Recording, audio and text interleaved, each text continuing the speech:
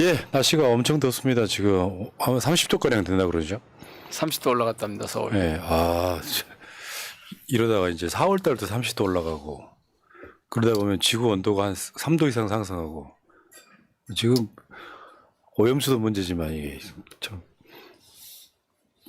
윤석열 정부가 아리백, 탄소 중립 요거 안 하는 것도 큰 문제인 것 같아요. 큰 문제가 아니고요. 그거 제대로 못하면 경제가 망가집니다. 그러니까요. 그러니까 이제 아리백이 뭔 말인지 모르는 대통령을 뽑았을 때 각오했어야죠. 예. 아니 아무리 그런다고 내가 검사만 해서 아리백 그런 거 나 몰라. 그걸 뻔뻔하게 그렇게 죄송한 그런 마음도 없더라고요. 근데 그거 모르면 진짜 큰일 나거든요. 그러니까요. 탄소국경세 도입되면 어쩔 거예요. 지금 벌써 중소기업들 피해보고 예. 있다는 보도까지 나왔습니다. 유럽에서 특히 이거 밀고 나가고 예. 궁극적으로 미국도 그렇게 할 텐데 그러면 그거 버텨낼 재간이 없어요. 지금이라도 빨리 생각 바꿔야 됩니다. 참. 나 진짜. 제가 한때 그쪽을 열심히 해서 조금 알아요. 많이는 모르지만 조금 압니다. 우리 저 의원님이 구청장 하실 때도 굉장히 관심사항 중에 하나였었죠. 그게. 제가 그때는 뭘 했냐면 에너지 전환 기획단 예. 이런 걸 만들었어요. 그래서 우리 그 저류지가 있거든요. 홍수가 나지 않도록 물을 이렇게 잡아뒀다가 품어주는 펌핑하는 그런 것이 있는데 거기에다가 지금 기억해 보니까 한화가 이쪽에 역시 그 한화큐셀 이쪽에서 태양광 이걸 잘했더라고요. 근데 그걸 갖다 쫙 설치해서 연간 한 3, 4천만 원 정도씩 수익을 올렸죠. 그러면서 그 사업도 하고. 그런데 중요한 건 그 에너지 전환이라고 하는 흐름, 이거를 구정이든 국정이든 전체적으로 한 사회의 미래에 대해서 고민하는 분들은 이것에서 벗어날 수가 없어요, 누구도. 단지 더운 게 문제가 아니고 이게 인류의 생존 문제거든요. 참. 갈 말이 없는 게 우리 같은 일반 보통 시민도 그런 고민 하거든요. 왜냐하면 우리 후세들한테 지구를 그래도 살만하게끔 물려줘야 되잖아요. 그게 기본적인. 네. 자, 알겠습니다. 자, 고고식님, 비타민형배 러블러브. 자, 시작하겠습니다. 자, 오늘 3시간 달려보겠습니다. 설날 만에 아주 특별한 인터뷰. 방송 제목 제가 달았습니다. 민영배만 같아라. 한가위만 안 돼요. 같아라. 그러면 다 탈다고 어쩌라고 민영배만 같아라요. 안 돼. 이거 제목 안 되겠는데? 줄여서 민갓. 비타 민영배만 같아라. 두 번째 방송입니다. 자, 더불어민주당 민영배 의원 나오셨습니다. 어서 오십시오. 반갑습니다. 더불어민주당. 지금까지 무소속이었으니까 여러 번 불러주셔야 돼요. 여러 번 불러드리려고요. 그래 채워야지 이제. 네, 그동안 총량제. 무소속을 했던 만큼 다 이제. 네. 와. 참. 자, 왜냐면 지난주에 제가 해보니까 네. 그 소소한 이슈도 이슈지만 그 일종의 정치 담론? 그러셨죠. 그 이야기 하기에는 굉장히 적합한 분이세요. 왜냐면 이게 큰 그림 그리는 이 전략 전술이 있다면 전략에 해당하는. 전에는 좀 그런 걸 좀 해보고 그랬는데 왔다 요새는요.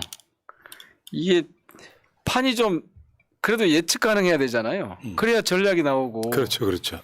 그래야 그 전략 기조에 따라서 행동을 해가고 이러는데 지금은 안 돼요. 그게 자체가 안 돼버려. 예측 불가능한. 아니 한때 그 뭐 철어맨이 저 같은 거기 속해 있는 그쪽 의원들 모임에다 대놓고 초선 강경파 초선 의원 모임 이렇게 얘기했잖아요. 제가 오늘 아침에도 그런 얘기를 한번 했는데 강경파? 저희 직원들이 회의하는 거 한번 보더니 철험의 강경파 절대 아니래요. 그런데 진짜 강경파는 어떤 경우에 강경파라고 하냐면 뭐 어떤 사건을 풀어가는 데 있어서 힘으로 자기들의 주장으로 자기들의 방향으로 어떤 경우가 돼도 밀고 가려고 하는 거거든요. 그래서 그것이 자신들의 이해에 부합하느냐 그렇지 않느냐 주변이나 이웃이나 사회나 민족이나 세계 인류하고 상관없는 거예요. 그런 경우가 되게 강경파라고 하잖아요. 그래서 매파라고 하잖아요. 매파. 또 근데 다르게 보면 극좌 성향 이런 것도 그렇죠. 강경파 그러니까 포함돼 그런 있죠. 경우는 자기 방향으로만 간다니까요. 그렇게 보면요. 강경파는 철험회 같은 순박한 사람들 얘기가 아니에요. 그 윤석열 정도 돼야지, 윤석열 정도 그렇죠, 돼야지 강경파죠. 강경파라고 하죠. 이준석 말에 의하면 윤석열이 대선 후보 되고 나서 한 게 딱 하나밖에 없답니다. 내부 총질. 알고 보면 윤석열이 내부 총질일 수도 있거든요. 대통령 되고 나서도 정당과 관련해서 딱 하나밖에 한 게 없어요. 자기 말 듣는 사람만 품고 안 듣는 사람은 친다. 이거밖에 한 게 네. 없죠. 그러니까 아니 뭐 정당의 대표도 그냥 막 나오려고 하는데 못 나오게 만드는 거 한 사람도 아니고 두 사람, 세 사람 그렇게 만들어 버리잖아요. 그리고 결국 자기가 세우고 싶은 사람 세우자. 이런 걸 강경파라는 거예요. 큐티 레비님 강경파가 아니고 개혁파 아닌가? 그거는 철험회 같은 그런 모임에 물 좋게 얘기할 때 정상적으로 얘기할 때 개혁파고 네. 강경파란 말은 정말 못된 프레임이죠, 프레임. 프레임이에요. 아니 대한민국에서 정치 팬덤 중에 이렇게 전라도 말로 스말스러운 개딸들을 강경파라고 하잖아요. 프레임이죠, 프레임. 스말스러운 개딸. 그렇죠. 개딸의 상징성은 포지티브예요, 네거티브가 아니고. 민영배 개딸한테 화이팅. 강경파라는 사람도 있어요?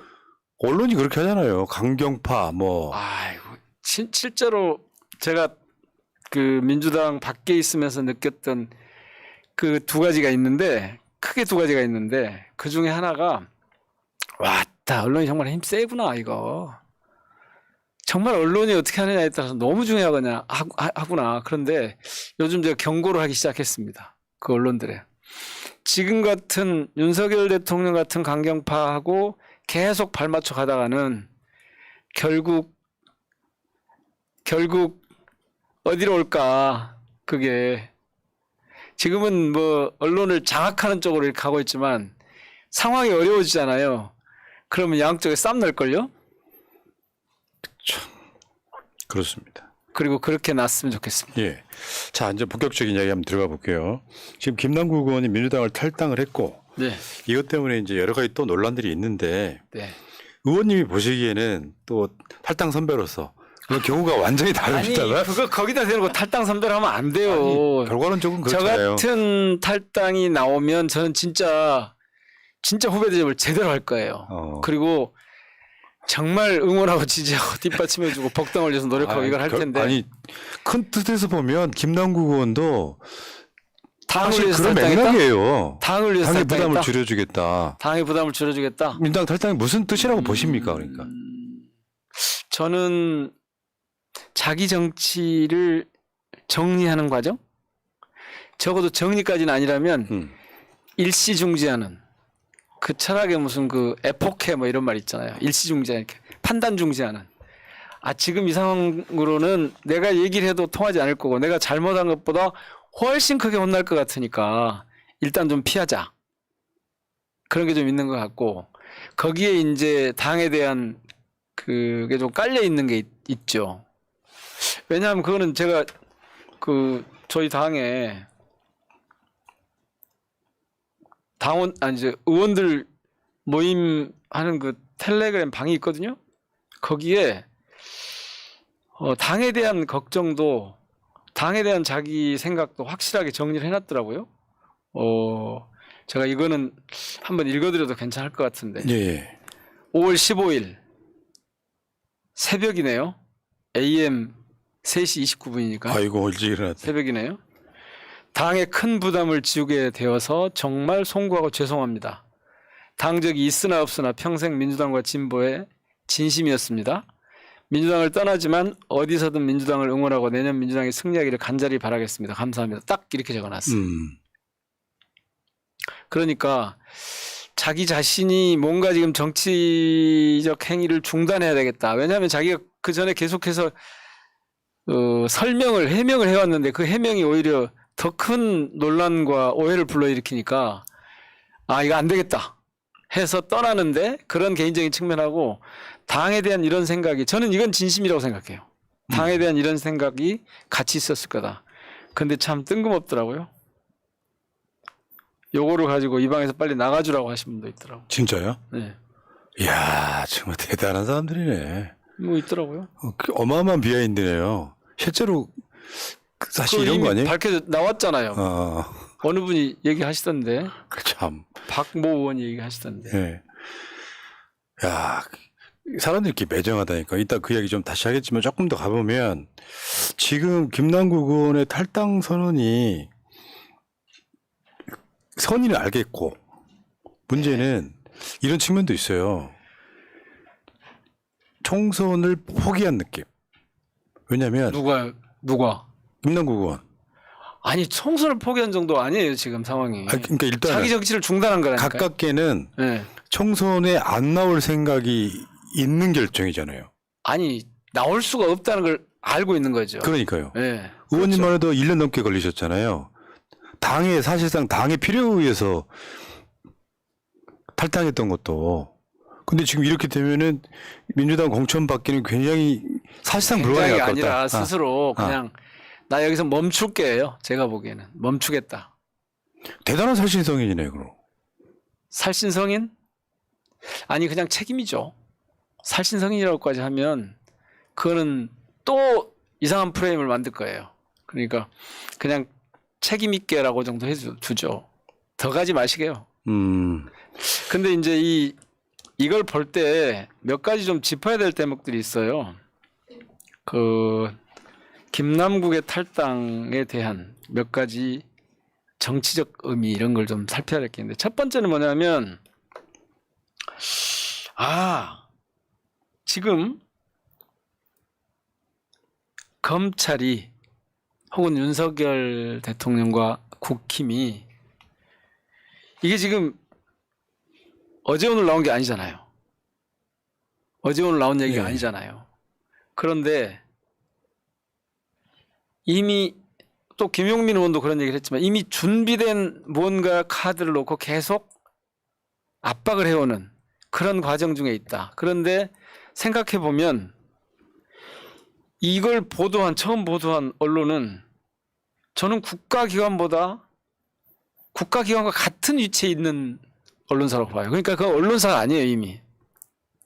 아니, 대체 그 정보를 FIU에서 금융정보분석원에서 검찰로 보낸 이 정보를 도대체 이 내밀한 정보를 도대체 누가 알 수 있단 말이에요. 이거는 둘이 작전을 짜지 않고는 서로 협력하지 않고는 불가능한 얘기잖아요. 한국일보의 이모 기자라고 있는데 예. 이 친구가 그 기관만 알고 있을 만한 정보를 계속 지금 투척을 하는 그런 기자가 그런가요? 나왔습니다. 네. 그러니까 이거는 언론 행위가 아니에요. 국가의 하수인이죠. 국가의 하수인이면 좋은데 그것도 아니에요. 집권 세력의 하수인인 거예요. 이건 특종이 아니에요. 예전에 조선일보가 그런 거 많이 했었잖아요. 국정원발 어쩌고 저쩌고 이걸 많이 했었잖아요. 그 옛날에. 지금은 검찰발 이게 다 그렇게 흘러나온 거고 그걸로 이제 그렇게 그동안 언론을 이를테면 관리해온 거죠. 그래서 도대체 이 일은 어떻게 발생했나라는 측면에서 보면 이게 집권 세력의 의도라고 하는 게 숨겨 있다. 이게 분명한 것 같고요. 그러니까 이거는 김남국의 잘잘못 얘기는 나중에 하기로 하고 두 번째는 그런데 이것이 민주당이라고 하는 쪽에서 보면 이거 공격하는 쪽에서 말고 이 방어해야 되고 공격을 받는 쪽에서 보면 거의 이것은 그러니까 선택을 하지 않으면 안 되도록 압박을 하고 있는 거예요. 그렇죠. 죽을래 살래. 그러니까 의총에서 전반적으로 나온 얘기는 뭐냐면 무슨 이재명 뭐 어쩌고 이런 얘기가 아니에요. 이 위기를 어떻게 대응해야 할까 이게 80~90% 얘기했어요. 근데 언론에서는 이재명 대표를 향한 공격만 보도하는 형태. 그거는 딱 한 명 결단해야 된다고 하는 분이 한 분 있었고요. 예? 그다음에 뭐라 제 신임을 물어야 된다? 그런 분이 한 분 있었어요. 그게 전부예요. 그런데 반대편 얘기를 하나 안 나오더라고요. 예를 들면 어떤 분은 야, 당대표가 정권을 쥐고 칼 세게 휘둘러야 된다. 이런 분도 계셨어요. 그 박영진이라면서요. 또 어떤 분은 또 어떤 분은 아니 이재명 대표 없이 총선 치를 수 있어? 이런 분도 계셨죠. 그러니까 지금 그 첫 번째 말씀드린 이 의미는 이 당하고 있는 쪽에서 보면 기로에 서게 만든 거예요. 이제 결정을 해야 됩니다. 선택을 해야 될 때가 왔어요. 싸울 거냐 죽을 거냐. 가만히 있으면 그냥 죽을 거고 적당히 잘 가지고 놀면서 살살 이렇게 죽일 거고 싸우면 그 다음에 이제 어떻게 나오는지 봐야죠. 그러니까 이건 굉장히 정치적으로 예각화된 그런 상황으로 몰았다. 이런 게 있죠. 그거라면서요. 이러다 우리 다 죽어. 그러니까요. 그거였어요. 그러니까 그게 이제 결국 단일 대우로 가지 않으면 다 죽는다 이런 의미 아니에요? 그런 얘기가 80%였어요. 예. 그런 얘기가. 근데 우리가 이제 지금까지 겪어보지 못한 정권을 겪고 있는 거잖아요. 그렇죠. 그러니까 검찰이라고 하는 막강한 힘을 이용해 가지고 순서대로 뭔가 카드를 내밀고 있다. 네. 세 번째. 그래서 이것은 정확하게 총선을 향해 있습니다. 지금 총선 구도는 어떻게 되어 있는 거냐면 오늘 어디 칼럼인가 어디인가 그런 칼럼이 어디 한겨레인가 어디 칼럼이 그런 게 보이던데 살짝 저하고 같은 생각이더라고요. 다 흔히 얘기하잖아요. 총선은 과거에 대한 심판, 과거의 지난 정권에 대한 심판이다. 그러니까 현 정권의 지난 시기에 대한 심판이다. 대선은 뭐 전망 투표를 한다. 미래의 내 삶을 더 낫게 해줄 후보가 누군지, 정당이 누군지 이렇게 간다는 거 아니에요? 그런데 그것을 지금 뒤집고 싶은 거예요. 저쪽에서. 무슨 뜻이냐면 판을 엎는다 그러죠. 그렇죠. 그러니까 이게 보나마나 우리한테 심판이 오는데 지금 그러니까 윤석열 정권과 국민의힘한테 심판이 간단 말이에요. 그거를 아니야 부정부패한 민주당 심판해줘라고 양쪽 심판론으로 가져가려고 하는 거예요. 이거는 굉장히 지금 아주 중대한 전환점이라니까요. 이거는 프레임 전환이라고.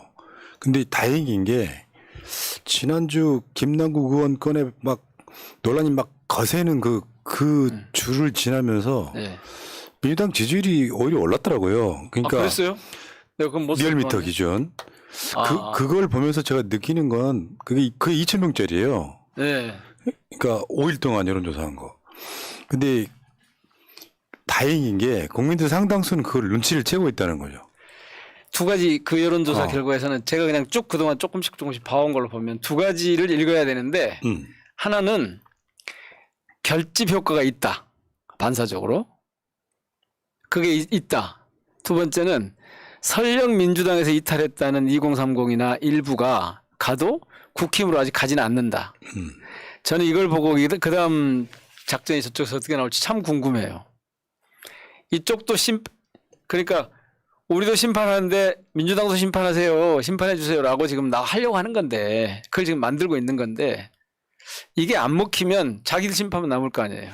그래서 어떻게든 이게 먹히는 구도를 만들려고 아주 축자사자 달려들 겁니다. 김남국은 송영길 김남국 사건은 그런 출발점이에요. 아마도. 근데 이런 측면이 있죠. 그런데 결과로 말씀드린 것처럼 한쪽에서는 오히려 결집 효과가 나타나기도 하고 이탈한 쪽이 이쪽 심판은 못해. 그런데 저쪽 심판일지 알지는 모르겠어 하고 가운데 아직 서 있고 판단하지 않고 있는. 그래서 이른바 중도층이 늘어나고 있을걸요 지금. 그러니까 그런 프레임이나 그런 시도가 성공하려면 기본적으로 자신들이 해온 어떤 과거가 그 사람들은 저런 짓을 할 사람이 아니야. 이를테면 정치 보복 같은 걸 할 사람이 아니야라는 국민적 인식이 있어야 되는데 설사 제기되는 의혹이 다 사실이라고 할지라도 야 이거 정치 보복이네라고 하는 이미 더 큰 프레임이 만들어져 있는 측면이 분명히 있거든요. 그거를 그러니까 민주당이 돌파해야 될 지점이 지금 그건 거죠. 우리 심판이 아니고 자기들의 심판을 가리기 위한 정치 탄압이야 라고 하는 거를 만들어내야 되는 거죠. 그게 쇄신이니 혁신이의 방향의 핵심적인 참 과제죠. 정치라는 게 어렵습니다. 이렇게 보면. 근데 문제는 김남국 의원 탈당도 그렇고 실제로 이제 우리가 많이 쓰는 표현 중에 갈라치기라는 표현을 쓰거든요. 그러니까 밖에 있는 대상이 반대편을 향해서 하는 최고의 획책은 갈라치기예요. 이거 보도도 그런 식이잖아요. 80%는 이재명 대표에게 힘을 실어주려고 하지만 나머지 한 10% 20%가 10%도 안 돼요. 10%도 안 되는 사람들이 한 말이 언론에 크게 나가는 현상. 이를테면 그게 이제 우리 이제 내부 총질러 이렇게 표현합니다. 그러니까 결론적으로 이런 것 같아요. 김남국 의원이 잘했고 못했고를 떠나서 이분들은 작은 것을 크게 확대시켜가지고 민주당 내부에서 갈라치기를 하고 언론에 크게 나는 그 효과를 노리고 있다. 그러니까 언론에서 그렇게 보는 거하고 달리 그날 의총이 끝나갈 때쯤 박광원 원내대표가 한 얘기를 정확히 그대로 전해드릴게요. 이렇게 말씀을 하시더라고요. 참 다행이다. 그게 무슨 뜻이겠습니까? 굉장히 다양하고 역동적인 의견이 함께 표출됐고 그 안에서 일부가 이것을 아까 내부 총질러라고 말씀하시던데 그런 의견을 내도 전혀 거기에 휘둘리지 않는다. 그래서 가능성이 있다라고 표현을 하더라고요. 우리가 그 전제는 뭐냐면 이른바 단결하고 협력한다는 것이 전제가 되겠죠. 야, 언론들 지금 화면에 헤드라인 몇 개 지나갔는데요. 의원님 말씀은 10%도 안 되는 그 숫자가 언론 헤드라인은 이런 80% 식인 거예요. 90% 되는 네. 거죠. 뭐 이러다 다 죽는다. 김남국 송토 이재명 저 신문 최신원 어디예요, 저 분출한 신문? 민주당 의총. 아니 그러니까 어디 신문이요? 저는 신문 언론사는 이야기하지 않을게요. 왜냐하면 이게 예. 제가 언론사를 가급적 가려드리는 이유가 선입견 때문에 그러는 건데 예. 이런 식의 보도들이 엄청 나갔다는 거죠. 그 다음 거 있잖아요. 민주당 의총 김남국 제명하고 이재명 재시임 받아야 30여 명 발언해서 김남국 이재명 싸다바 싫다. 아니라니까요. 그 중에 야 언론사 이 쓰레기 같은 새끼들아 너무하잖아 인간적으로. 김남국 질타는 많았던 게 맞고 이재명 얘기는 이재명 대표 얘기는 한두 사람밖에 없었다니까요. 그 누군지 다 언론에 났고요. 그러니까 그리고 이걸 어떻게 보느냐는 너무 달라요. 그날 지금 제가 조금 전에 박광원 원내대표 얘기를 소개를 해드렸잖아요. 그러니까 뭐 늘 상투적으로 하는 얘기이기도 하지만 진리인 것은 이런 위기야말로 민주당이 새롭게 태어날 기회이기도 하다. 그렇죠. 예. 위기는 그러니까 기회죠. 이제부터 어떻게 하느냐에 따라 달려 있는 것이지 저런 무슨 언론 보도 저런데 전혀 흔들릴 필요 없습니다. 그렇죠. 예. 그리고 저기 가서 또 좀 몇 사람이 자기 장사해도 자기 정치 한다고 장사해도 그냥 그런 정도 내버려 둬요. 170명이나 있는 당원 국회의원이 170명이나 있는 정당에 몇 명이 가서 뭐라고 좀 떠들고 뭐 그럴 수 있다고 그냥 지나가는 거예요. 제가 보니까 그날도 이재명 대표는 한 말씀도 안 하시더라고요. 왜 그러겠어요? 뭐 얼마든지 말씀하십시오. 처음부터까지 마무리 말씀 안 하시더라고요. 충분히 알았습니다. 저 지금 민주당의 이게 좀 차원이 좀 다른 거예요. 네. 그릇이 다른 거예요, 사실은. 제가 봤을 때는 민주당 최고의 장점 중에 하나가 지도부가 안정돼 있다는 거거든요. 아무리 흔들려도 흔들리지 않죠, 지금. 지도부 내에서 이렇게 막 지지고 볶는 게 표면화되고 언론상에 나오기 시작하면은 그때부터는 지지자들이 움직여요. 그 지지자들끼리 싸운단 말이죠. 그러니까 지도부가 안정되어 있는 상태에서 몇 사람 뭐 이상한 소리를 해도 그 정도로 흔들릴 당은 아니다 이렇게. 그래서 제가 말씀드리는데 지지자분들께 말씀드리는데 그 외에 좀 그 열성 지지자분들이 어제도 뭐 청년들 뭐 누구 이렇게 해가지고 나와서 당에 대한 그런 기자회견하고 그러니까 거기다 대놓고 또 세게 뭐 청년 수박 어쩌고 이러시는 것 같은데 아이고 우리 그거 별로 의미가 없어요. 그리고 그게 결국 당에 도움이 안 돼요. 오히려 야 알았다 또닥또닥 좀 하면서 그런 얘기도 있을 수 있구나라고 품을 넓게 가져가는 게 지금 중요합니다. 근데 문제는 내부적으로는 그렇게 볼 수 있는데 네. 그걸 이용해서 갈라치기를 해버리니까 문제죠. 자, 그러니까 그 갈라치기에 대해서 싸워줘야 되는 거죠. 사실은 싸움의 대상은 그런 이견을 내놓은 몇몇 당원들이 아니고 몇몇 국회의원들이 아니고 갈라치기를 시도하는 검찰이든 언론이든 이쪽으로 싸워줘야 되는 거예요. 조선일보가 그랬잖아. 제2의 조국 사태, 2030 분노. 그러면서 갖다 쓰는 장면은 그 청년들이 기자회견하는 거. 그러니까 그 책동에 그 분열 책동에 넘어가지 않는 게 중요하다니까요. 예, 알겠습니다. 만약에 그 분열 책동에 넘어가면 어떻게 되냐면 우리가 우리를 공격하게 돼요. 그거는 저는 효과적이지 않다고 봐요. 일단. 그러니까 그런 상황에서 저런 소위 청년 정치인이라고 하는 사람들이 저랬을 때 저 청년 정치인들에 대해서 반박은 해줘야 조선일보 등의 갈라치기가 무력화되는 측면이 있는 거예요. 왜냐하면은 그거는 그런데 메인은 아니에요. 제가 보기. 네, 당연히 메인은 아니죠. 네. 뭐몇날 전선이 며칠 두 개가 바로 생기잖아요. 네. 하나는 그분들하고 전선하고 또 하나는 그렇게 갈라치기를 시도하는 세력과의 전선이 두 개가 딱 생기면 이건 보조 전선이야. 주전선이 이쪽이어야 돼요. 무시해야 된다. 그냥 그런 얘기가 다양성이라고 하는 측면에서 그냥 있을 수 있다 그럼 뭐 정도하고 이게 힘을 발휘하지 못하거든요. 어차피. 그럼 내부 총질하는 사람들의 심리는 뭘까요? 그냥 아, 분석을 그걸 그냥 해주십시오. 두 가지예요. 하나는 자기 정치하는 거예요. 자기 정치. 여기에는 조직적 관점이라는 것보다는 자기라고 하는 게 먼저인 거죠. 사실 이런 분들은 공적 업무를 맡기엔 적절치 않아요. 자기가 먼저니까. 정답이네요. 예. 두 번째는 실제로 정체성이 자신이 해오던 방식하고 다를 수 있어요. 그건 신념의 영역이기 때문에 이건 책임의 영역하고는 좀 다르죠. 배보식으로 얘기하면 정치하는 사람들한테 이건 신념의 영역이기 때문에 그거는 사실은 어떻게 하기 힘들어요. 근데 이런 게 있어요. 의원님이야 대선 경선 국면에서 소위 청와대 출신들 중에 제일 먼저 이재명 지지선 하신 분이잖아요. 네. 근데 실제로 최근에 이제 내부 총질러라고 불리는 분들 청년 정치인이든 현역 국회의원이든 네. 굳이 분류하자면 이낙연계예요 대부분이 다. 에이. 그러면 이제 이렇게 볼 수 있는 거지. 예를 들어서 아니요. 권 대표님, 푸나님, 저는 그 대목에 약간 이유가 있어요. 예. 제가 왜 그 문재인 정부 청와대 출신들하고 가까이 지낼 거 아니에요. 네. 주마다 한 번씩 보는데. 주마다. 그러니까 문재인 정부 청와대 출신들은 네. 오히려 이재명 지지가 제가 보기엔 더 많고. 그런다니까요.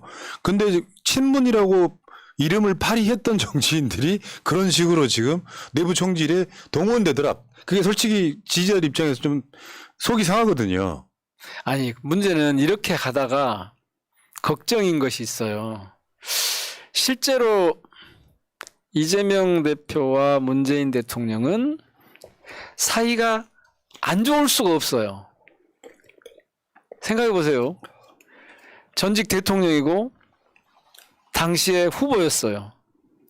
이 두 분은 서로 다른 길을 갈 수가 없다니까요.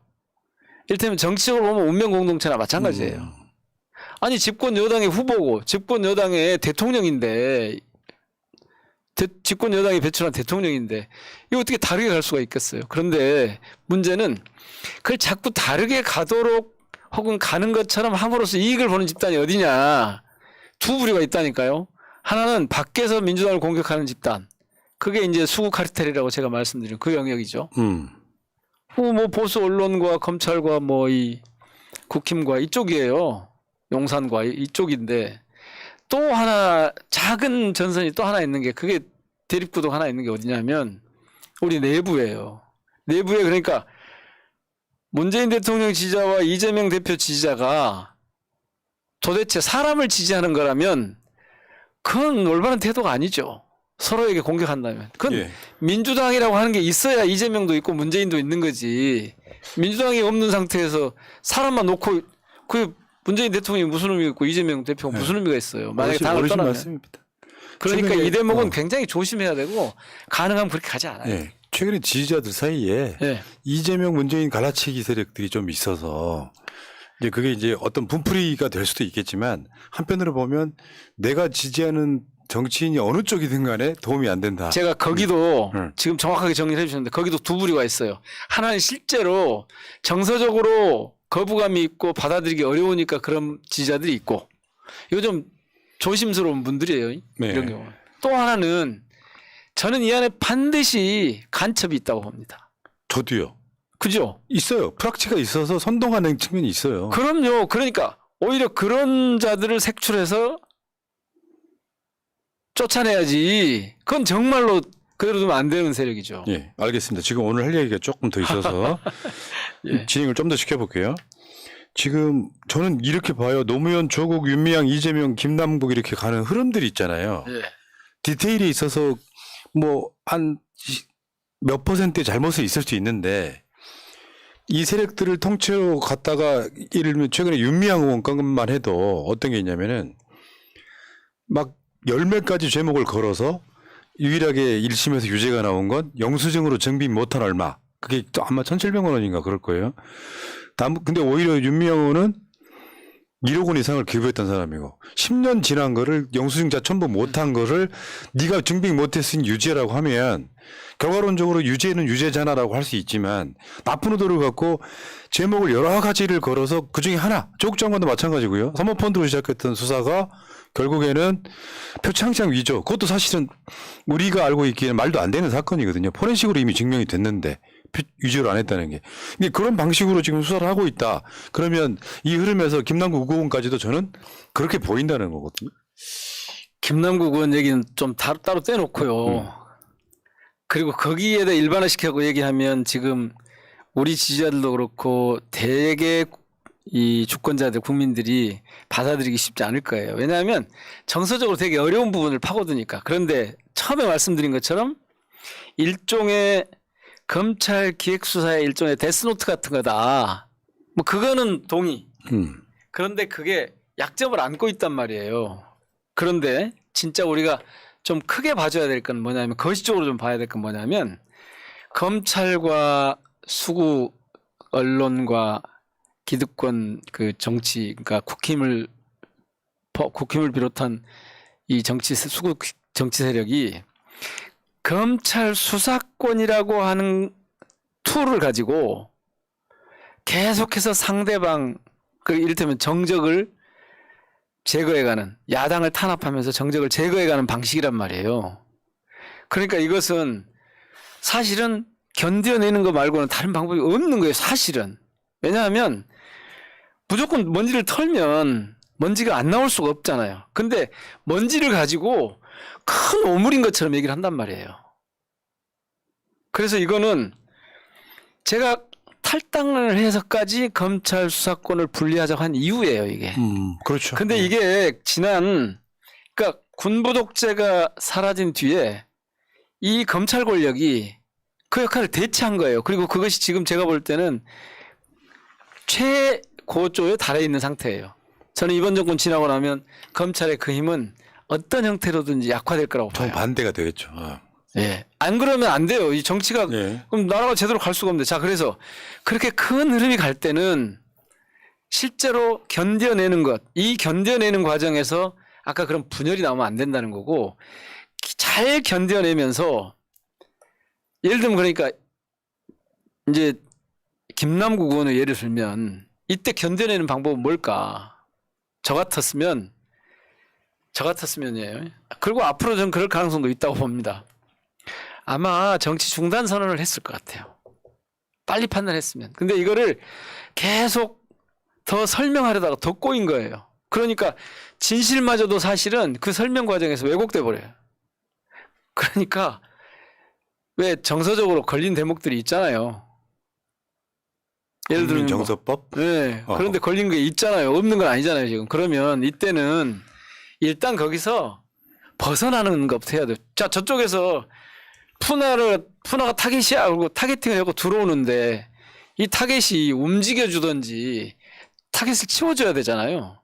근데 그거를 재빨리 못한 거예요. 이게 잘 못 견딘 거예요, 이거를.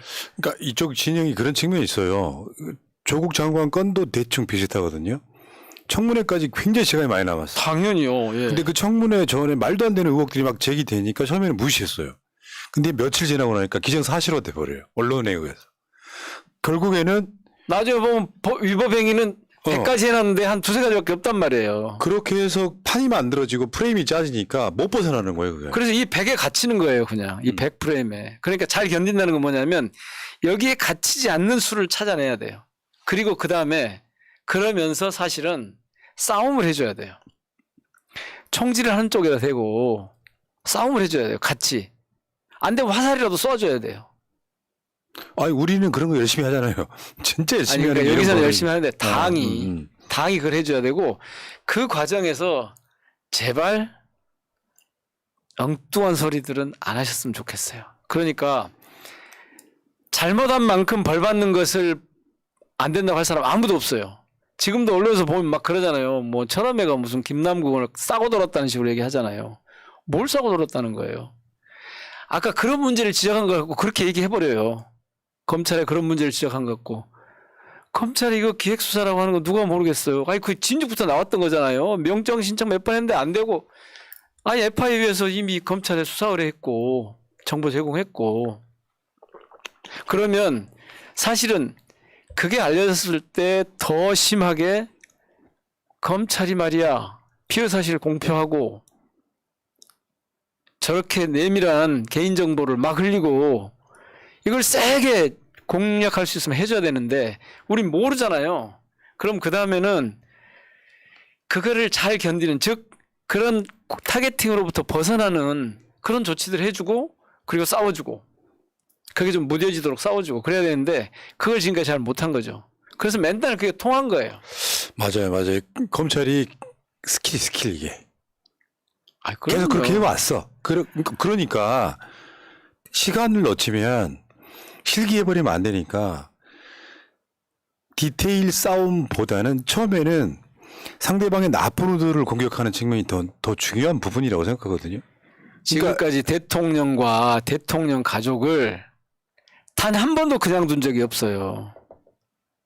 그런데 지금 문재인 대통령은 거기까지 할 게 없는 거죠, 지금. 예.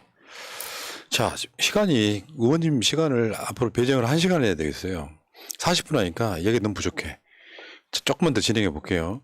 지금 며칠 전에 우리 의원님께서 윤석열 퇴진 촛불행동 기자회견을 조성하셨더라고요. 실제로 저기에 보면 민영배 의원 찾기. 윤석열 퇴진도 있지만 민주당 등은 윤석열에 대한 탄핵을 준비해야 된다. 그게 핵심이었잖아요. 근데 이거를 주선한 사람이 누군가 봤더니 우리 저는 비타 민영배. 민영배가 주선한 건 아니고 저기 가운데 있는 저 김용민 의원이 주선한 거고 저는 거기에 호응해서 같이 해줬어요. 가운데 김용민 의원은 맨 오른쪽에 있고요. 저 권오혁 사무총장이고 저 가운데 있는 분은 아니 처음에는 가운데 있었는데 시작을 하여튼 저번에 그 촛불행동 무대에 올라갔을 때도 비슷한 맥락으로 말씀하셨잖아요. 제가 근래 어제 그 천주교 정의구현 전국 사제단이 지금 전국을 돌면서 시국 미사를 하고 있잖아요. 네. 근데 어제는 5.18 추모 미사를 했어요. 어디죠? 광주에 5.18 묘역이 2개 있잖아요. 구묘역이라고 있잖아요. 네. 거기서 했어요. 네. 그런데 거기에 강론을 들어보니까 정확하더라고요. 이분들 말씀이. 핵심이 뭐냐면 우리는 80년 5월을 기억해야 합니다. 기억하지 말아야 될 것, 기억해서는 안 될 것과 기억해야 될 것을 명확하게 구분해야 되는데 윤석열 대통령이 우리들이 기억에서 지워지도록 해야 됩니다. 지난 1년을 봤는데 그리고 그렇게 여러 번 요청을 했는데 아무런 변화가 없습니다. 그래서 이 박근혜 탄핵의 기억을 다시 우리가 불러와야 합니다. 그리고 그렇게 하기 위해서 행동해야 됩니다. 그것이 80년 5월 영령들이 우리에게 지금 하고 있는 말입니다. 뭐 대략 구성하면 그런 메시지였거든요. 저는 그걸 보고 이걸 이제 내년 뭐까지 연결을 이렇게 해보면 이 정권이 정말 계속 이런 식으로 하면 이를테면 제명대로 갈 수 있을까? 임기 그런 채울 수 느낌. 있을까? 뭐 그 말이죠. 아니 뭐 제가 그렇게까지 표현하는 건 좀 어쩔지 모르겠고 제명대로 갈 수 있을까 그런 생각이 버뜩 들더라고요. 제가 사실 그거를 시국미사를 광주 시국미사를 5.18 광장에서 민주광장에서 했거든요. 그러니까 옛 도청 앞 네. 지금 아시아문화전당에 들어서 있는 그 도청 앞에서 했는데 그때도 제가 일부러 가봤어요 거기를. 광주에서 하니까 가봤죠. 주말에 광주에서 하니까 한 2,500여 명 모였는데 그때도 그 신부님들이 그러시더라고요. 이걸 언제까지 할 거냐. 끝까지 한다. 퇴진할 때까지 한다 이러시더라고요. 사실 종교계가 지금 뭐 교수사회, 시민사회, 단체 대표들 그다음에 종교계, 가톨릭, 뭐 불교, 기독교 지금 다 지금 퇴진 운동을 실질적으로 돌입을 했단 말이에요. 촛불 행동은 뭐 진즉 시작을 했고 시민들은 상황이 이 정도 되면 국정운영 방식을 바꿔줘야 돼요. 그래서 강경파라는 거예요. 그러니까 바꾸지 않으니까 지금 계속 자기 생각대로만 가니까. 시국선언이 수백 개 나오고 있잖아요. 네. 거기에 지금 전제 조건이 그거예요. 이러이러한 방식을 바꾸지 않으면 퇴진 그렇죠. 운동에 돌입할 것이다. 그렇죠. 일단 기회를 주고는 있어요. 그런데 저기서는 천주교 정의변사재단에서는 이미 1년간 그렇게 소리치고 했는데 가만히 있다. 조금 한 발짝 앞서 가시더라고요. 예. 자, 그럼 그 촛불행동에 민주당은 윤석열 탄핵안 발의해라 이 주장에 대해서 어떻게 생각하십니까? 민주당은 현실적으로 생각을 하겠죠. 왜냐하면 제가 윤석열 탄핵 역풍은 오지 않는다라고 했을 때 그때 당시 당 윤석열 지도부가 저한테 점심 사줘가면서 말렸어요. 윤석열 검찰총장 탄핵하라는 이야기였고 그랬죠. 저게 만약에 그때 이루어졌다면 검찰총장 탄핵도 제대로 못했는데 민주당이 지금 대통령 탄핵하자고 탄핵할 수만 있으면 벌써 했겠죠. 근데 현실적인 실현 가능성이 높지 않아서 못하고 있는 거죠 지금. 그러니까 우리는 이런 게 있어요. 지지층과 국민은 얼마든지 정치인들한테 요구를 할 수 있는 거고 당연히요. 예. 그 요구가 커지면 커질수록 오히려 윤석열의 운신폭은 좁아들고 야당은 넓어지는 거거든요. 그렇죠. 근데 이걸 잘 이용할 줄은 알아야 된다는 거예요. 그럴 줄은 알 겁니다. 네. 그 지난번에도 보셨잖아요. 네. 박근혜 탄핵 때도. 근데 이런 건 있어요. 윤석열 탄핵이 조선시대로 따지면 역모지만 민주국가에서는 합법적인 거잖아요. 아니 탄핵은 역모가 아니에요. 탄핵은 역모가 아니고 쿠데타를 해야지 검찰처럼 이렇게 아니, 조선시대라면 제도를 이용을 역모겠지만 해서 이렇게 오는 게 쿠데타에 해당돼요. 윤석열 입장에서는 왕이잖아요. 왕. 손바닥에 그러니까 섰던 왕. 이거는 그러니까 쿠데타를 해야지 역모라고 하는 거. 이건 역모가 아니고 정상적으로 민주주의 국가에서 민주공화국에서 요구할 수 있는 주권자들의 권리예요. 알겠습니다. 자기들이 뽑은 사람한테 그만해. 이건 저한테도 그만하라고 욕한 사람들 많잖아요. 막 탈당했을 자, 때. 의원님, 오늘 여기까지. 왜냐하면 40분 한 이유가 있어요. 감질나야 돼. 다음 주에 또 해야 돼. 자, 여러분, 의원님 나오신 김에 우리 후원 계좌도 한번 띄워드려 볼까요? 농협 그리고 저 왜요? 민영배 TV 구독 좀 해주시라니까요. 뒤에 있잖아요. 좀 순서대로 합시다. 그러세요 그럼? 농협 351-351-1131-8776-13 민영배 후원에 여기 좀 후원 좀 해주시고요. 민영배 TV 구독 좀 해주십시오. 왜냐하면 저는 민영배 같은 국회의원이 169명이면 정권 교체 안 당했다고 생각하는 사람이에요. 민주당 지지율이 빠진다 그러면은 민주당 국회의원의 잘못이 있어서 빠지는 경우도 있겠지만 상당수의 지지를 빼는 사람들은 오히려 단합하지 않는 민주당에 대한 실망일 수도 있다. 그게 지지율에 말해주는 효과다 이렇게 봅니다. 제가 이 방송 마친다 그러니까 두 가지만 말씀드리고 마칠게요. 네. 그래도 되죠? 그러십시오. 우리 당내 약간 내부 총질러라고 그러시던데 제가 복당할 때도 진짜 느꼈는데 요거는 어떤 다양한 의견을 얘기할 수 있는 것도 자유인데 그럼에도 불구하고 절대 총구를 자기 진영으로 향하거나 수류탄을 자기 참호에다 던지는 건 안 됩니다. 적을 향해서 쏘고 적을 향해서 던져야죠. 아까 말씀드렸잖아요. 그쪽이 큰 전선이라니까요. 이건 작은 전선이에요. 보조 전선, 이게 주전선이에요. 주전선에서 싸워야지. 그거 하나 하고 그다음에 이제 그 제 탈당에 대한 이야기는 이제 그만했으면 좋겠어요. 제가 오늘 딱 가가지고 교육위원회 이제 첫 그 상임위 회의를 갔는데 제 자리가 예전에는 그 조경태 의원 옆에 여당 쪽에 있었어요. 민주당의 숫자가 많으니까.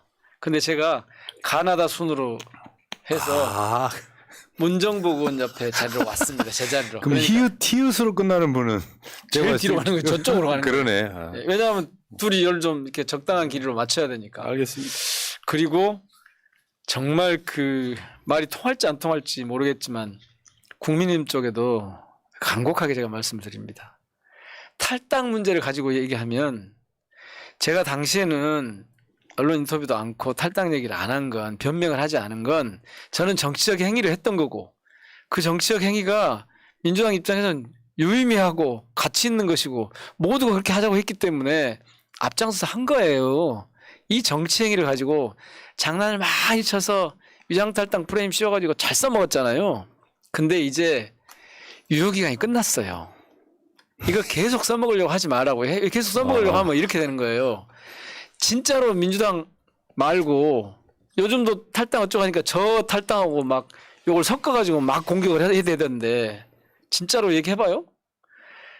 국힘에서는 무슨 성추문으로 해가지고 탈당했다 복당한 인간, 무슨 가족 비리로 탈당했다가 복당한 인간, 무슨 이해충돌 때문에 탈당했다 복당한 인간, 심지어는 공천 안 해준다고 탈당했다 복당한 인간. 민주당의 탈당은 그나마 좀 도덕적 자기 그런 그 책임 같은 거 때문에 하는 탈당이 많은데 저쪽 탈당은 맨날 비리하고 부조리 때문에 탈당한 거예요. 근데 그거 덮으려고 계속 이쪽 탈당을 특히 언론에도 경고를 하는데요. 이런 식으로 하다가 조금 더 시간이 흐르고 세상이 바뀌면 혼나는 수가 있습니다. 진짜. 경고. 네. 민영배의 경고. 자, 알겠습니다. 이제 그만하시기를 바랍니다. 예. 여러분 그만하세요, 이제부터. 민주당 민영배 의원. 함께 했고요. 자, 아쉬운 듯 또 다음 주에 또 뵙도록 하겠습니다. 민영배만 같아라. 여러분 그냥 이 생각 한번 하세요. 민영배 의원이 민주당에서 제일 1번인데, 선명성으로 1번인데, 민영배 의원이 하는 이야기가 민주당의 가장 개혁적 목소리입니다. 나머지 어떻게 아니에요. 제가 제일 1번은 아니에요. 네. 저보다 더 개혁적이고 선명한 분들이 여럿 있어요. 자, 여기까지 하시고요. 예. 자, 다음 주에 봬요. 고맙습니다. 예. 전투토끼 민영배 의원이었습니다.